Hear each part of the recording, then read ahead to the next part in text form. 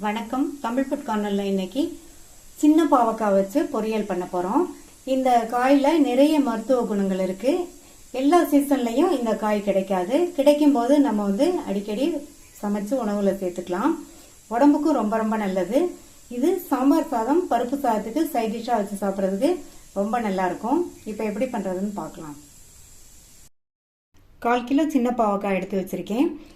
இப்போ இந்த பாவக்காயை கட் பண்ணணும். ஒவ்வொரு பாவக்காயுமே ஒவ்வொரு சைஸில் இருக்குது. நம்ம ஒன்று போல் கட் பண்ணாதான் ஈவனாக பாவக்காய் வதங்கும்.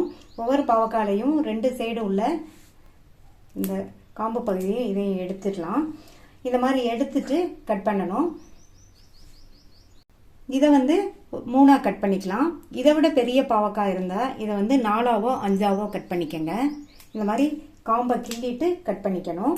ரொம்ப குட்டி குட்டி பாவக்காவா இருந்ததுன்னா இந்த காம்பை மட்டும் எடுத்துட்டு லைட்டாக ஒரு கட் மட்டும் கொடுத்துருங்க. கம்ப்ளீட்டாக இதை கட் பண்ணி எடுக்க வேண்டாம். இதே மாதிரி எல்லாத்தையும் நம்ம கட் பண்ணி வச்சுக்கலாம். எல்லா பாவக்காயும் கட் பண்ணியாச்சு. எல்லாத்தையுமே நீங்கள் ஒரே சைஸில் இந்த மாதிரி திக்னஸ்க்கு கட் பண்ணிக்கங்க. அப்போ தான் எல்லாமே நல்லா ஒன்று போல் வதங்கும். ஸ்டவ்வில் ஒரு அடிகனமான கடாய் போட்டிருக்கேன். பாவக்காயை வதக்கிறதுக்கு அடிகனமான கடாய் அல்லது இரும்பு கடாய் எடுத்துக்கோங்க. இப்போ இதில் 1.5 டேபிள் ஸ்பூன் அளவுக்கு எண்ணெய் சேர்த்துக்கலாம். எண்ணெய் சூடாயிடுச்சு. 4 பச்சை மிளகாவை நீல வாக்கில் கீறி வச்சிருக்கேன். அதை சேர்த்துக்கலாம். பாவக்காயில் கசப்பு தன்மை இருக்கிறதுனால காரம் கொஞ்சம் அதிகமாகவே சேர்த்துக்கங்க, நல்லாயிருக்கும். இந்த மிளகாவை லைட்டாக வதக்கி வச்சுக்கலாம். இந்த பாவக்காய் பொரியலுக்கு கடுகெல்லாம் எதுவும் சேர்க்க வேண்டியதில்லை. நம்ம டைரெக்டாகவே பச்சை மிளகாவை சேர்த்துக்கலாம். இப்போ லைட்டாக மிளகாய் வதங்கிடுச்சு. கட் பண்ணி வச்ச பாவக்காயை சேர்த்துக்கலாம்.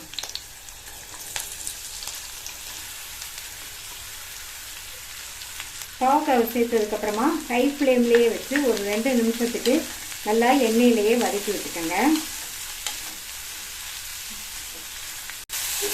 இந்த காய் வதங்கிறதுக்கு தண்ணியெல்லாம் எதுவுமே தெளிக்க வேண்டியதில்லை.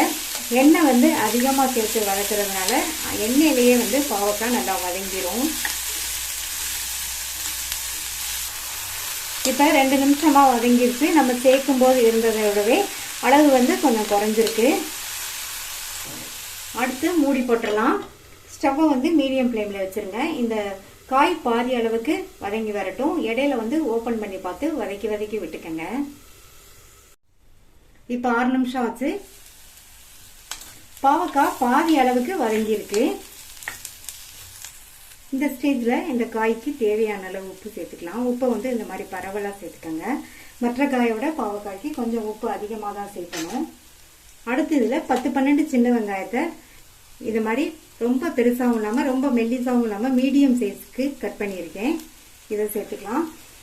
இந்த ஸ்டேஜில் தான் நம்ம வெங்காயம் சேர்க்கணும். அதாவது பாதி அளவுக்கு வதங்கினதுக்கு அப்புறமா வெங்காயம் சேர்க்கணும். ஃபர்ஸ்டே நம்ம வெங்காயம் சேர்த்துட்டோம்னா காய் வதங்குறதுக்குள்ளேயே வெங்காயம் கருகி போயிடும்.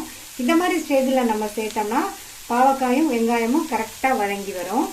இப்போ இதை நல்லா ஒரு தடவை மிக்ஸ் பண்ணி விட்டுறலாம். அடுத்து இதில் 1/2 டேபிள் ஸ்பூன் அளவுக்கு மறுபடியும் எண்ணெய் சேர்த்துக்கலாம்.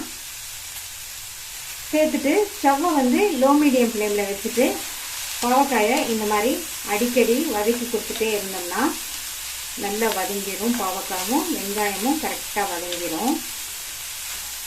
ஸ்டவ்வை லோ மீடியம் ஃப்ளேமில் வச்சுருங்க.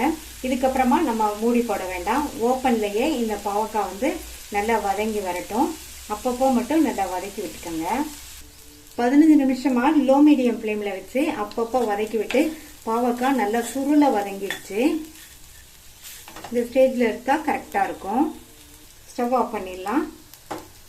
சுவையான பொடி பாவக்காய் பொரியல் தயாராகிடுச்சு.